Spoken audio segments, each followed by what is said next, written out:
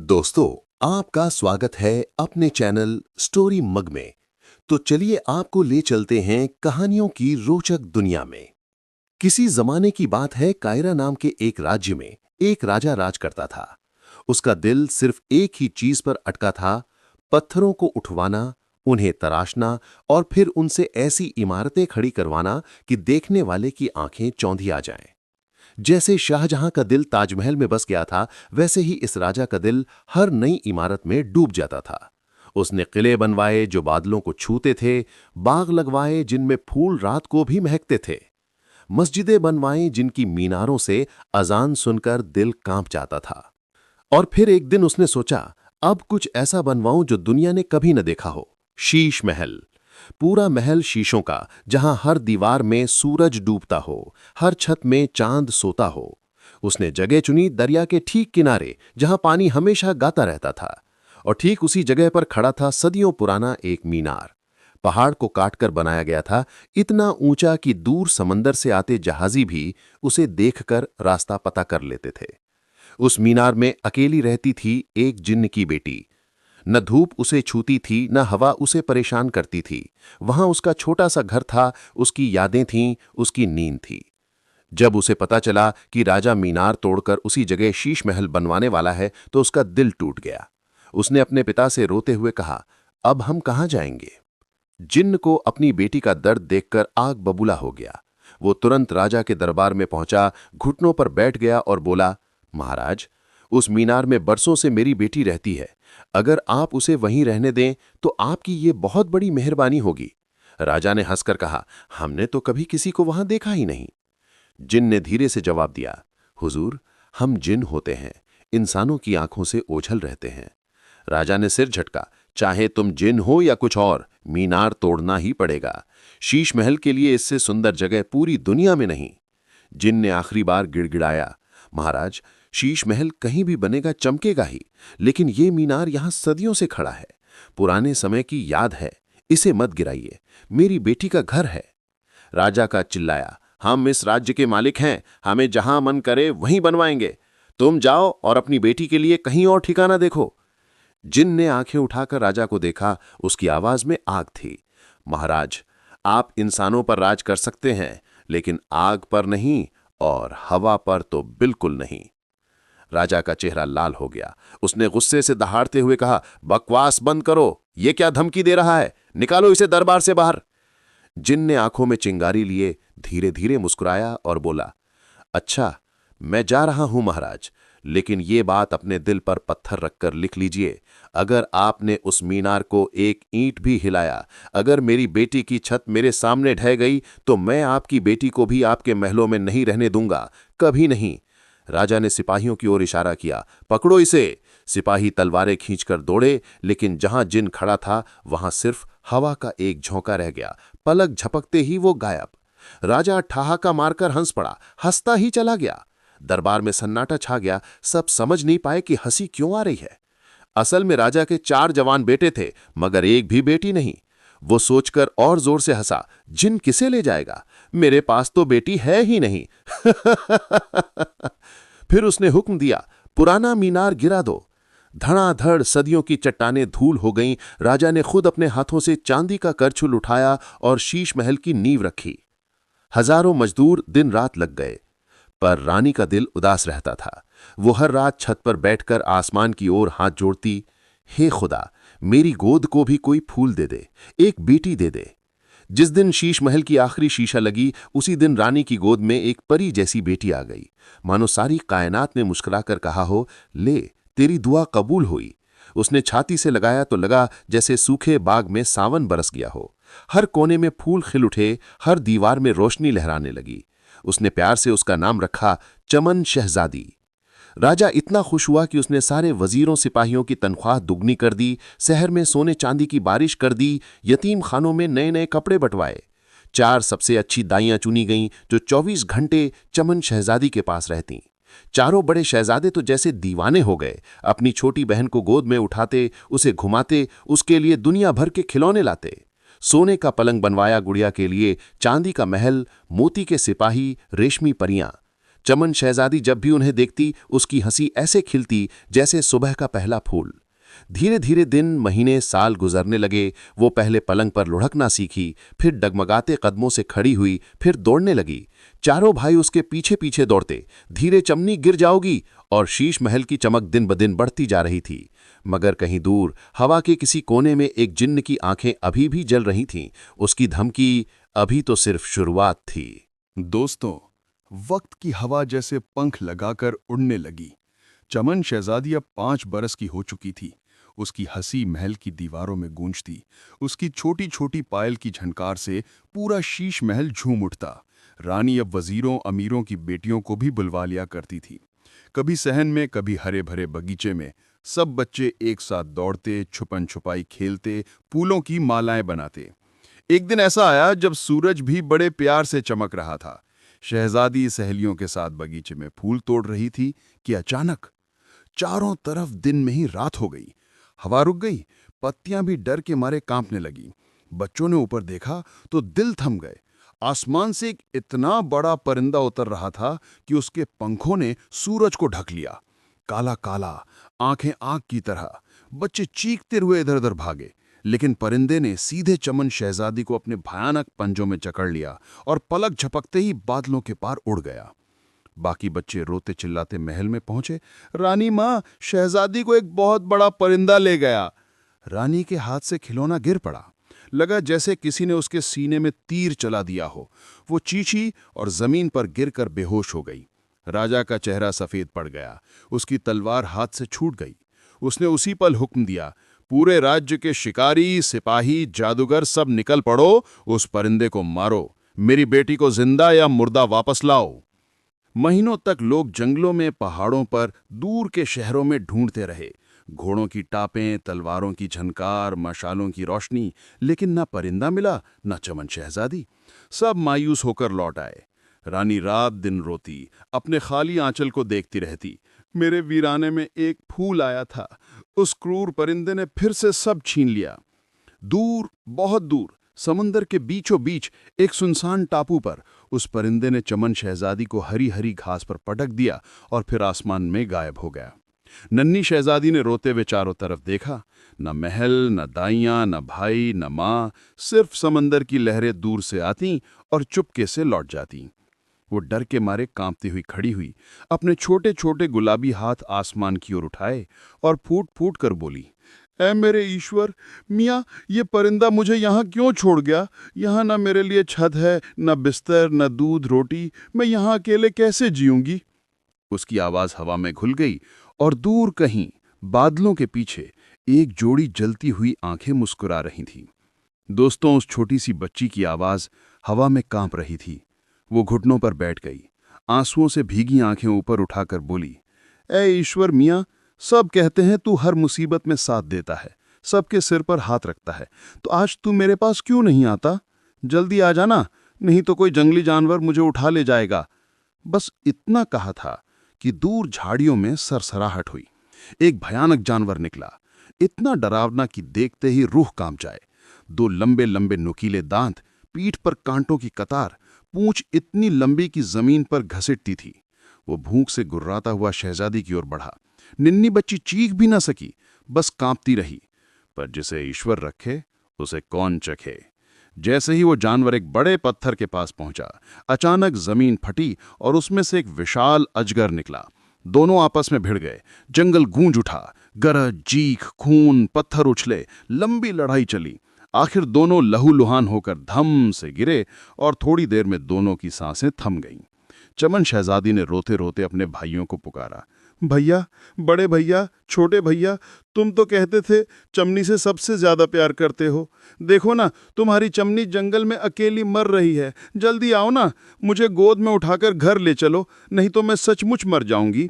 कभी माँ को याद करती, अम्मी जान, तुम्हारी लाडो बुलाबा कह रही है, मुझे ढूंढ लो ना।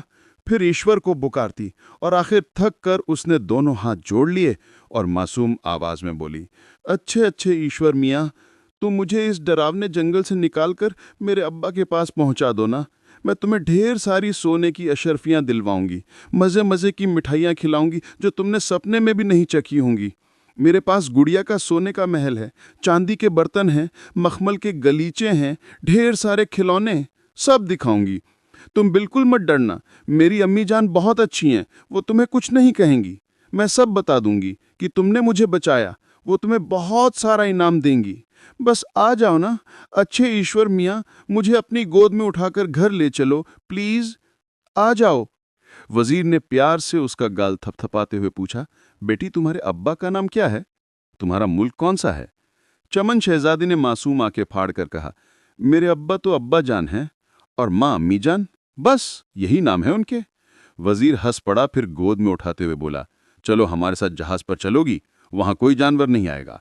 चमन शहजादी ने जोर से सिर हिलाया, हाँ हाँ जरूर चलूंगी, यहां तो एक बहुत डरावना जानवर आया था, लंबे लंबे दांत, कांटों वाली पीठ, मुझे खाने दौड़ा था। तभी एक बड़ा सांप निकला, दोनों लड़े और दोनों मर गए। मैं बहुत डर गई थी। वजीर ने उसे सीने से लगाया और धीरे से कहा, तुम बहुत किस्मत वाली हो बेटी, चलो अब कोई डर नहीं। जैसे ही वो जहाज पर पहुंचे, बादशाह ने उसे देखते ही मुस्कुरा दिया। उसने चमन शहजादी को अपनी गोद में बिठाया, फल मिठाइयाँ खिलाईं, तरह तरह की बातें की। छोटी बच्ची 4 दिन के सफर में ही सबकी लाडली बन गई। फिर एक दिन जहाज ने किनारा पकड़ा। ढोल नगाड़े बज रहे थे, फौजें सलामी दे रही थीं, फूलों के हार लहरा रहे थे। बादशाह ने शहजादी का नन्हा हाथ थामा और जहाज से उतरा। सारा शहर देखता रह गया कि बादशाह के साथ इतनी प्यारी सी गुड़िया कहाँ से आ गई। धूमधाम से महल पहुंचे। दरवाजा खुला तो मलका ने दूर से ही उसे देख लिया। वो चीखी, अरे ये तो परी है, और दौड़कर उसे गोद में उड़ा लिया। बादशाह हंसकर बोला, सच बताओ मलका, कैसी लगी हमारी बेटी? मलका ने उसकी नन्ही पेशानी पर बड़े प्यार से किस किया और बोली, माशाअल्लाह, चांद का टुकड़ा है, जैसे हमारे शहजादे के लिए ही बनी हो। बादशाह ने आंख मारते हुए कहा, बिल्कुल सही कहा तुमने, मैं इसी से अपने शहजादे का रिश्ता पक्का करूंगा। दोनों एक दूसरे के लिए ही बने हैं। मलका ने हंसकर कहा, अरे अभी तो पहले इसे नहला धुला लो, अच्छे कपड़े पहना लो, पेट भर खाना खिला लो, ब्याह की बातें बाद में, इतनी जल्दी भी क्या है। फौरन कनीजें दौड़ीं, गर्म पानी में गुलाब की पंखुड़ियां डाली, नरम साबुन से नहलाया, रेशमी लहंगा चोली पहनाई, छोटे छोटे गहने चमकाए। जब चमन शहजादी तैयार होकर आई तो जैसे पूरा महल रोशन हो गया। उसने शर्माते हुए झुककर सलाम किया। मलका इतनी खुश हुई कि उसे गोद में बिठाकर खूब दुलार किया, खाना खिलाया, दूध पिलाया। फिर जब नींद की झपकी लगी तो खुद अपने नरम बिस्तर पर लिटाया और लोरी सुनाते हुए उसका माथा सहलाने लगी। छोटी शहजादी पहली बार इतने दिनों बाद चैन की नींद सोई और बाहर शाम ढल रही थी। पर किसे पता था कि असली कहानी तो अभी शुरू होने वाली है। दोस्तों, जब चमन शहजादी गहरी नींद में थी तब बादशाह ने मलका को सारी दास्तान सुनाई। कैसे समंदर के बीचों बीच उस सुनसान टापू पर ये परी मिली, कैसे ईश्वर ने खुद इसे उनकी गोद में भेज दिया। मलका की आंखें भर आईं। हमारी बेटी तो पहले से ही हमारी थी, बस रास्ता भटक गई थी। पर महल में एक जोड़ी आंखें थीं जो इस खुशी को देखकर जल भुन रही थीं। बादशाह का बड़ा वजीर कमाल और उसकी बीवी, उनकी अपनी बेटी थी मीना। दोनों का सपना था कि शहजादा कमर का निकाह मीना से हो, ताकि बादशाह के बाद तख्तो-ताज उनकी बेटी के हाथ आए और वे हमेशा राजसी ठाठ से रहें। लेकिन बादशाह मलका को ये रिश्ता जरा भी नहीं भाता था। इसलिए वजीर की बीवी चोरी छिपे शहजादे को बुलाती, मिठाइयाँ खिलाती, मीना को उसके साथ खेलने भेजती। पर कमर का दिल तो चमन शहजादी पर पहले ही दिन से हार बैठा था। उसके बिना उसका मन नहीं लगता था, वो मीना को देखता तक न था। वक्त पंख लगाकर उड़ा। कमर 19 का जवान, चमन 17 की हसीन हो गई। बादशाह मलका ने शादी की तैयारियां शुरू कर दी। महल में रौनकें छा गई। वजीर की बीवी का कलेजा जलने लगा। उसने कमर को लालच दिए, मेरी सारी जायदाद तुम्हारी, सोना चांदी, महल बाग सब तुम्हें दूंगी। पर कमर ने मुस्कुराकर मना कर दिया। उसका दिल सिर्फ चमन के नाम की धड़कन जानता था। अब वजीर की बीवी रात दिन पछता रही थी। काश पर शहजादे को बहलाना चाहिए था, इस लड़की को तो रास्ते से हटा देना था। पर अब पछताए होत क्या, जब चिड़िया चुग गई खेत। शादी से कोई 10-15 दिन पहले की बात है। वजीर की बीवी को एक खतरनाक जादूगर का पता चला। उसने अशरफियों से भरी हुई 4 थैलियां उठाईं और रात के अंधेरे में उसके पास पहुंची। जादूगर ने इतना सोना पहले कभी नहीं देखा था। उसकी आंखें चमक उठीं, वो हाथ जोड़कर खड़ा हो गया। वजीर की बीवी ने जहरीली आवाज में सारा किस्सा सुनाया और कहा, अगर तुमने चमन शहजादी को दुनिया से हटा दिया तो मैं तुम्हें मालामाल कर दूंगी, राजा बना दूंगी। जादूगर ने ठंडी मुस्कान बिखेरी और बोला, बेगम साहिबा, ये तो मेरे बाएं हाथ का खेल है। आप चिंता ना करें, बस 1-2 दिन में वो लड़की इस दुनिया में नहीं रहेगी। वजीर की बीवी दिल पर पत्थर रखकर खुशी खुशी लौट आई। महल में शादी की शहनाइयां बजने वाली थीं, पर कहीं दूर एक काले जादू की छाया लहरा रही थी। अब देखना ये था कि ईश्वर की मेहरबानी और जिन की बद्दुआ में से किसका पलड़ा भारी पड़ेगा। अगले ही दिन जादूगर ने दरबार में हाजिरी दी और बोला, हुजूर, आज मैं ऐसा जादू दिखाऊंगा कि सारी दुनिया हैरान रह जाएगी। बादशाह ने हंसकर इजाजत दे दी। महल के बड़े सहन को रंग बिरंगे शामियानों से सजा दिया गया। चारों तरफ सोफे बिछे, मेहमानों की भीड़ उमड़ आई। सबसे आगे सोने की कुर्सियों पर शहजादा कमर और चमन शहजादी को बिठाया गया। दोनों के चेहरे शादी की खुशी से चमक रहे थे। जादूगर ने पहले छोटे छोटे खेल दिखाए, हवा में फूल उड़ाए, तलवारें गायब कीं, एक खाली पिंजरे में शेर पैदा कर दिया। सब तालियां बजाते रहे। बादशाह, मलका, शहजादा सब ने इनाम की थैलियां लुटाईं। फिर जादूगर ने सबसे आखिरी और बड़ा खेल निकाला, एक ऊंची पत्थर की मूर्ति। उस औरत जैसी मूर्ति की आंखें शुद्ध सोने की बनी हुई थीं। जादूगर बोला, अब देखिए हुजूर, ये पत्थर की औरत जिंदा होकर नाचेगी और उसकी सुनहरी आंखों से सुनहरी किरणें बरसेंगी। सबकी सांसें थम गईं।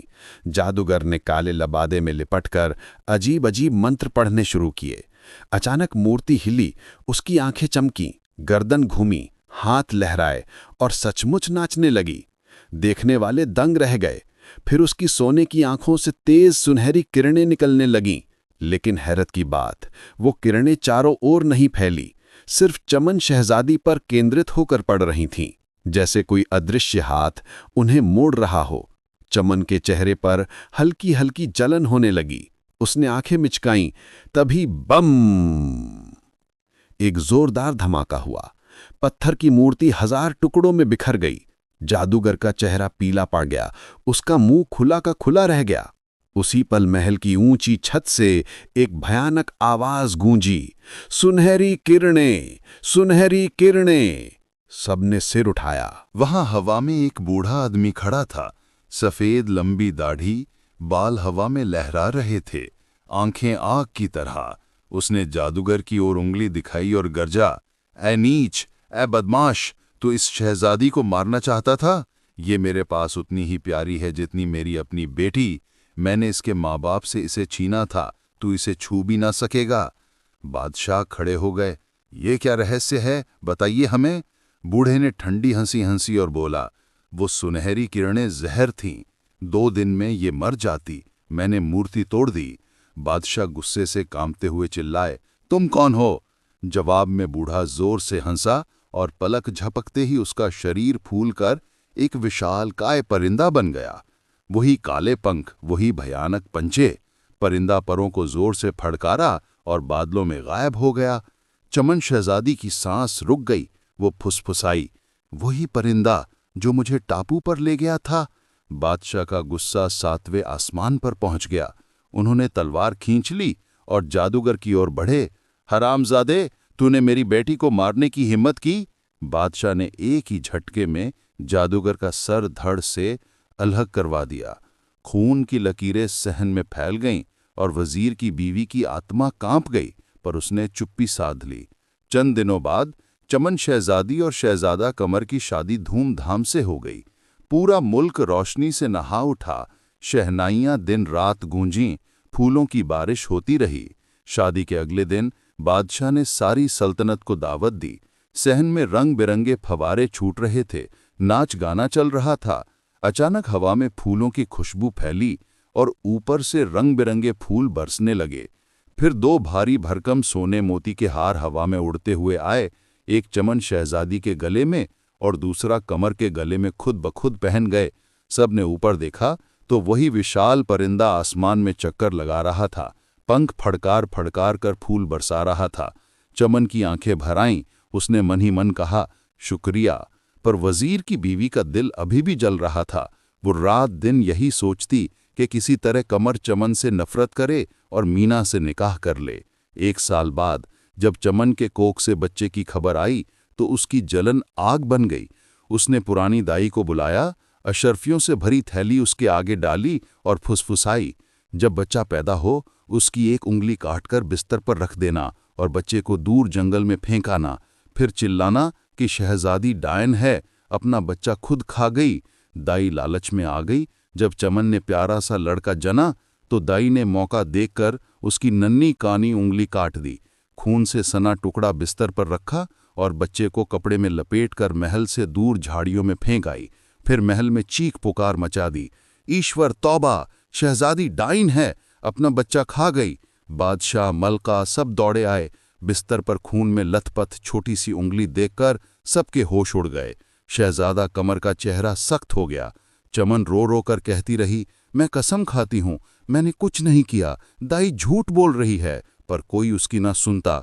कमर ने सारा महल छान मारा, बच्चा कहीं ना मिला। आखिर सबने चमन को डायन समझ लिया और उससे मुंह फेर लिया। चमन रात दिन रोती, उसका दिल टूट चुका था। अब उस मासूम बच्चे का हाल सुनिए। जैसे ही वो झाड़ियों में गिरा, वही विशाल परिंदा बादलों से उतरा, बच्चे को पंजों में उठाया और उड़ता हुआ चमन शहजादी के अपने पुराने मुल्क काहिरा पहुंचा। उसी बाग में जहां कभी चमन खेला करती थी, उसी खूबसूरत पीपल के नीचे बच्चे को धीरे से रखकर परिंदा फिर आसमान में गायब हो गया। उसी बाग में चमन का सबसे छोटा भाई शहजादा अमीन टहलने आया। उसकी नज़र बच्चे पर पड़ी। वो दंग रह गया। रोता हुआ नन्हा बच्चा, एक उंगली कटी हुई, चारों तरफ सन्नाटा। उसने इधर उधर देखा, ना कोई औरत ना कोई मर्द, सिर्फ हवा में हल्की सी फूलों की खुशबू बाकी थी। उसने बच्चे को गोद में उठाया और धीरे से बुदबुदाया, ये किसका फूल है जो यहाँ अकेला गिर गया। शहजादा अमीन बच्चे को गोद में लिए दौड़ता हुआ अपनी अम्मी जान के पास पहुंचा और चिल्लाया, अम्मी जान देखो तो सही, हमारे बाग में ये फूल कहाँ से गिर गया।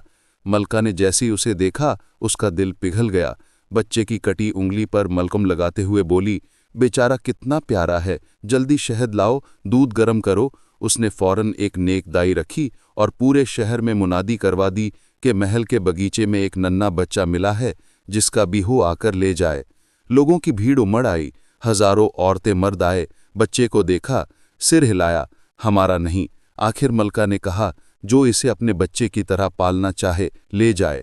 तब एक गरीब लकड़हारा आगे बढ़ा, उसके हाथ कांप रहे थे। उसने हाथ जोड़कर कहा, मलका साहिबा, मेरे पास न बेटा है न बेटी, अगर ये मुझे दे दे तो मैं इसे अपने जान से भी प्यारा रखूंगा। मलका ने बच्चे को उसके हवाले कर दिया। अफसोस, अगर उसे जरा भी पता होता कि ये उसकी अपनी चमन का बेटा, उसका नवासा है, तो वो इसे कभी न देती, उसे सीने से लगाकर रखती। उधर दूसरे मुल्क में जब चमन शहजादी के फिर बच्चे की खबर आई तो शहजादा कमर ने सख्ती से कहा, इस बार पुरानी दाई को नहीं बुलाना, नई दाई लाओ। अगर शहजादी ने सचमुच कुछ नहीं किया तो पुरानी दाई को सूली पर चढ़ाऊंगा, और अगर फिर वही हुआ तो शहजादी को महल से निकाल दूंगा। वजीर की बीवी को हवा लग गई। उसने नई दाई को भी अशर्फियों से तोल दिया और वही गंदी साजिश सिखा दी। जब चमन ने दूसरा प्यारा लड़का जना तो दाई ने फिर वही किया, उंगली काटी, बच्चे को झाड़ियों में फेंका और चीखने लगी, शहजादी डाइन है, बच्चे को खा गई। सब दौड़े आए। बिस्तर पर खून में सनी छोटी उंगली देखकर मलका ने थूकते हुए कहा, कितनी जालिम मां है। कमर का दिल टूट गया। उसने अगले ही दिन चमन को महल से निकाल दिया और जंगल के किनारे एक टूटी फूटी झोपड़ी बनवा दी। अब चमन शहजादी अकेले जंगल में रहने लगी। कभी महल से रूखी रोटी आती तो खा लेती, नहीं तो जंगली फल फूल ढूंढकर पेट भरती। जब कुछ ना मिलता तो भूखे पेट ही ईश्वर को याद करती रहती। रात दिन आंसू बहाती और कहती, ऐ मेरे ईश्वर मियां, मेरे मासूम बच्चों को मेरे पास लौटा दे। और सुनो दोस्तों, उस दूसरे बच्चे को भी वही बड़ा परिंदा रात के अंधेरे में उठा लाया और फिर उसी पुराने बाग में उसी पीपल के नीचे धीरे से रखकर उड़ गया। अब कायरा के बाग में दो नन्हे मुन्ने भाई एक दूसरे के पास लेटे रो रहे थे। सुबह सुबह मलका फिर बाग में टहल रही थी कि पीपल के नीचे फिर एक नन्हा बच्चा रोता मिला। ठीक वही जगह, ठीक वही खुशबू। मलका का दिल धक से रह गया। ये क्या रहस्य है? कौन इन मासूमों को यहां छोड़ जाता है? पर किसी को कुछ समझ ना आया। फिर वही हुआ जो पहले हुआ था। मुनादी हुई, भीड़ आई, कोई अपना न बोला। आखिर दूसरे बच्चे को भी उसी लकड़हारे और उसकी बीवी मला के हवाले कर दिया गया। दोनों बे औलाद थे, इसलिए इन दो भाइयों को उन्होंने अपनी जान से भी प्यारा पाला। जब पैसे कम पड़ते तो महलाते, मलका दिल खोलकर दे देती। 14 साल गुजर गए। दोनों लड़के पढ़े लिखे, होशियार, तीरंदाज, घुड़सवार बन गए। लकड़हारे दंपति को मां बाप मानते, उनकी एक आवाज पर सर झुका देते। मलका उन्हें देखकर मन ही मन मुस्कुराती, काश ये मेरे अपने होते। उधर जंगल की उस छोटी सी झोपड़ी में चमन शहजादी दिन रात ईश्वर को पुकारती रही। उसकी आंखें सूज गईं, चेहरा सफेद पड़ गया, पर दिल में उम्मीद की एक छोटी सी ज्योति अभी भी जल रही थी। एक दिन नमाज पढ़कर जब वो बाहर निकली तो देखा झोपड़ी के बाहर एक औरत सिर झुकाए बैठी है। चमन ने प्यार से पूछा, बहन तुम कौन हो, अंदर क्यों नहीं आती? औरत ने सिर उठाया और धीरे से बोली, मैं मुसाफिर हूं, रास्ते से गुजर रही थी कि तुम्हारी आवाज सुनकर कदम रुक गए। ऐसा दर्द, ऐसी हमदर्दी मैंने कभी नहीं सुनी। चमन की आंखें फिर भर आईं। उसने पूछा, तुम क्या सोच रही हो? औरत ने उसे गले लगा लिया और फुसफुसाई, प्यारी शहजादी, ये सारी मुसीबतें तुम मेरी वजह से झेल रही हो। मैं वही हूं जिसकी वजह से तुम्हारे बाप ने मीनार तोड़ी थी। मैं जिन की बेटी हूं। मेरे अब्बा ने गुस्से में तुम्हें उठाकर टापू पर फेंक दिया था। अगर मुझे पहले पता चलता कि तुम इतना दर्द झेल रही हो तो मैं उन्हें मना लेती। चमन रोते रोते उसके गले लग गई। बहन अब क्या फायदा, मेरे बच्चे, मेरे लाल सब चला गया। जिनकी बेटी ने उसका माथा चूमा और कहा, अब रोना बंद करो, मैं अभी जाती हूं, तुम्हारे बच्चों का पता लगाती हूं, फिर उन दरिंदों का हिसाब करती हूं जो तुम्हें यहां सड़ा रहे हैं। चमन ने घबराकर कहा, मेरे बच्चे अब जिंदा भी होंगे? जिनकी बेटी मुस्कुराई, देखते हैं, और पलक झपकते ही हवा में घुल गई। जंगल में एक ठंडी हवा चली, पत्तियां सरसरा उठीं। चमन शहजादी ने आसमान की ओर देखा और पहली बार 14 साल बाद उसके होठों पर हल्की सी मुस्कान आई। जिनकी बेटी गोशी तुरंत बादलों के रास्ते अपने अब्बा के पास पहुंची और रोते हुए सारा दर्द सुना दिया। अब्बा, वो बेचारी शहजादी 14 साल से जंगल में सड़ रही है, सिर्फ हमारी वजह से। मुझे तो बादशाह से इतना दुख नहीं हुआ जितना उस मासूम को हुआ। अब चलो उसकी मदद करो। जिन ने लंबी सांस ली, बेटी मैं तो उसे भूल ही गया था, इतने साल हो गए। हाँ, मैंने एक पुराना दोस्त नियुक्त किया था कि वजीर की बेटी मीना की शादी कमर से हरगिज ना होने दे। उसका भी कोई पता नहीं। चल अब सब ठीक करते हैं। गोशी ने पूछा, अब्बा शहजादी के बच्चे? जिन मुस्कुराया, मजे में हैं। जब जब दाई उन्हें झाड़ियों में फेंकती थी मैं खुद उठाकर उनके नाना के बाग में रखाता था। दोनों जिंदा हैं, होशियार हैं, जवान हो गए हैं। तू शहजादी के पास जा, मैं कमर के पास जाता हूं। गोशी खुशी से उड़ चली। उसने हवा में ही एक बड़ा सा थाल तैयार किया। गर्म गर्म रोटियां, मीठी खीर, रेशमी कपड़े, इत्र की शीशी, सब कुछ। जब चमन ने वो सारी चीजें देखीं तो उसकी आंखें फैल गईं। बहन, ये सब मेरे लिए? इतना तकलीफ क्यों किया? गोशी ने उसे गले लगाया, अरे पागल, खा, ये खाना तेरे गालों पर फिर से गुलाबी रंग लाएगा। 14 साल पहले जैसी हसीन शहजादी फिर से चमकेगी। चमन ने पहली बार भरपेट खाना खाया, अच्छे कपड़े पहने, और जब गोशी ने बच्चों के जिंदा होने का राज खोला तो वो हंसते हंसते रोने लगी। मेरे बच्चे, मेरे लाल सच में जिंदा हैं? गोशी ने उसका माथा चूमा और कहा, अब रोना बंद कर, अब तो खुशियां ही खुशियां आने वाली हैं। बच्चे मिलेंगे, माँ बाप मिलेंगे, सारी दुनिया सजा देंगे।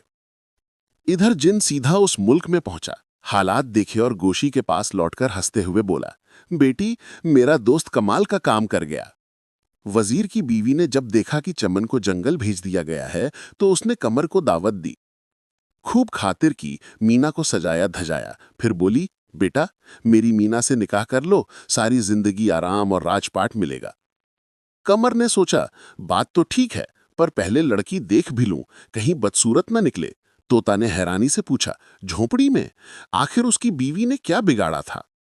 मैना ने लंबी सांस ली। सुन, वजीर की बीवी चाहती थी कि शहजादा उसकी बदसूरत बेटी मीना से निकाह करे।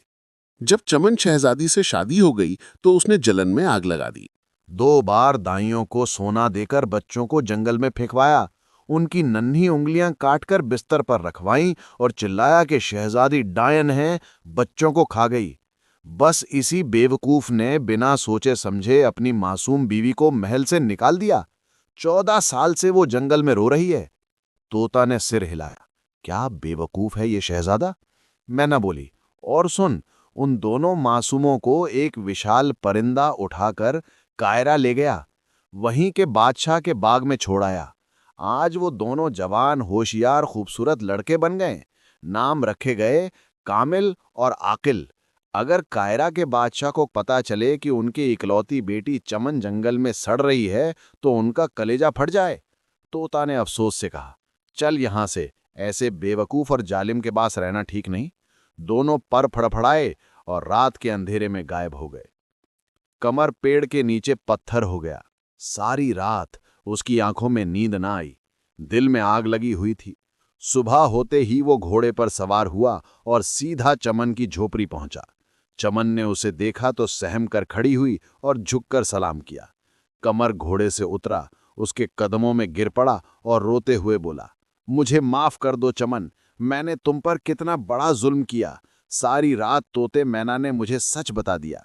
फिर उसे गोद में उठाया और सीधा अपने महल ले गया। बादशाह मलका को सारी कहानी सुनाई। बादशाह का खून खौल उठा। उसी पल वजीर, उसकी बीवी और मीना को गिरफ्तार करवाया। दाइयों को लाकर धमकाया, सच बोलो वरना सूली। डर के मारे सबने कबूल लिया। बादशाह ने सबको उम्र कैद की सजा सुना दी। अगले ही दिन बादशाह, मलका, कमर और चमन चारों कायरा रवाना हो गए। कायरा के महल में जैसे ही चमन का नाम लिया गया, बादशाह और मलका दौड़े आए। मलका ने बेटी को सीने से लगाया तो दोनों माँ बेटी फूट फूट कर रोए। पूरा महल खुशी के आंसुओं में डूब गया। फिर लकड़हारे दंपति को बुलवाया गया। कामिल और आकिल को महल मिलाया गया। दोनों जवान, हसीन, नेक थे।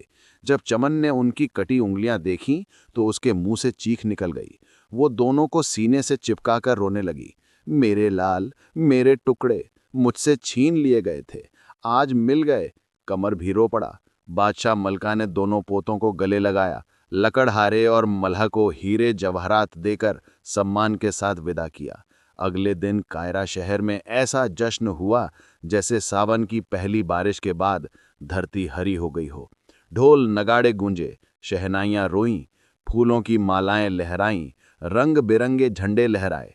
पूरा शहर सज गया। हर गली में मिठाइयां बटीं, गरीबों को कपड़े और सोना बांटा गया। और सबसे ऊपर बादलों के बीच वही विशाल परिंदा चक्कर लगा रहा था। उसके बड़े बड़े पंखों से गुलाब की पंखुड़ियां बरस रही थीं, जो महल की छतों पर, लोगों के कंधों पर, बच्चों के बालों में गिरकर सबको रंगीन बना रही थीं। फिर वो गरीबों की बस्तियों के ऊपर से गुजरा और उसके पंजों से सोने की अशरफियां झरझर करके गिरने लगीं। बच्चे दौड़े, औरतें चिल्लाईं, मर्दों की आंखें चमक उठी। परिंदा एक बार नीचे की तरफ देखा। चमन शहजादी बालकनी में खड़ी थी, दोनों हाथ जोड़कर मुस्कुरा रही थी। उसने आंखों ही आंखों में शुक्रिया अदा किया। परिंदे ने पंख फड़फड़ाए और बादलों में घुल गया। चमन की आंखें नम थीं, होंठों पर मुस्कान थी। उसने मन ही मन कहा, शुक्रिया जिन साहब, शुक्रिया गोशी बहन, आज मेरी सारी मुसीबतें फूल बनकर बरस गईं। दोस्तों, इस तरह एक पुरानी बदला की आग प्यार और इंसाफ की बारिश में बुझ गई। माँ अपने बच्चों से मिली, बेटी अपने माँ बाप की गोद में लौट आई और एक टूटी हुई जिंदगी फिर से हंसने लगी। कहानी पसंद आई हो तो दिल से एक लाइक ज़रूर कर देना। चैनल स्टोरी मग को सब्सक्राइब कर लें, घंटी दबाकर ऑल पर सेट कर दें ताकि नई नई पुरानी लोक कथाएं सबसे पहले आप तक पहुँचें। फिर मिलते हैं एक नई कहानी के साथ। तब तक मुस्कुराते रहो, प्यार बांटते रहिए।